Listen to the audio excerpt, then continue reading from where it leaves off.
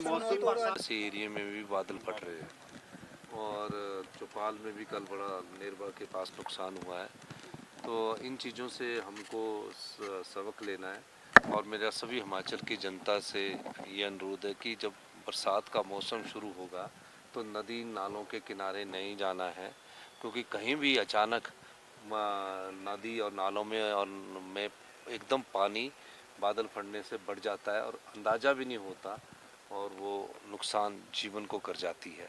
तो हम इस बारे में हमने एहतियात बरतने की मैं जनता से अपील करता हूँ और हमारी जो डिजास्टर एरिया है उसकी एक मीटिंग हो चुकी है और निश्चित तौर पर भविष्य में पिछली साल की तरह आपदा ना आए, भगवान से यही प्रार्थना करते हैं और सारी चुनौतियों का सामना करने के लिए हमने दिशा निर्देश दे दिए। सर फील्ड स्टाफ क्या सबको एक्टिव रहने के लिए बोल दिया गया और मैं खुद इसका जायजा भी लेता हूँ। महीने बाद मेरी उनसे मुलाकात हुई और 4 महीने क्योंकि चुनावों में व्यस्त रहे, क्योंकि 16 मार्च के बाद कोड ऑफ कंडक्ट लग गया था, हम भी चुनावों में व्यस्त रहे।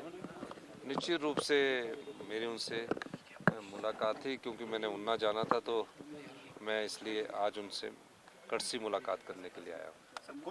कुलपति की नियुक्ति को लेकर कोई विवाद है या फिर फाइल कहीं अटकी है?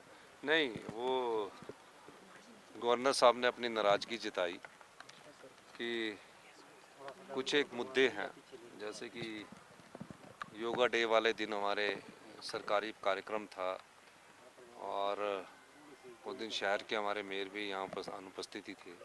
उनकी बात सही है कि जब सरकारी कार्यक्रम है और वो संवैधानिक पद पर बैठे हैं तो वो थोड़ा सा उस चीज़ का ख्याल रखा ना जाना चाहिए और कुछ कम्युनिकेशन गैप है, तो मैंने कहा कि उसको भी दूर किया जाए। और जो कुलपति वाली फाइल है उन्होंने कोई 3-4 महीने पहले वापस सरकार के पास भेज दी थी और निश्चित तौर पर वो सेक्रेटरी लॉ के पास पड़ी रहेगी, तो उसके बारे में भी उन्होंने मुझे कहा।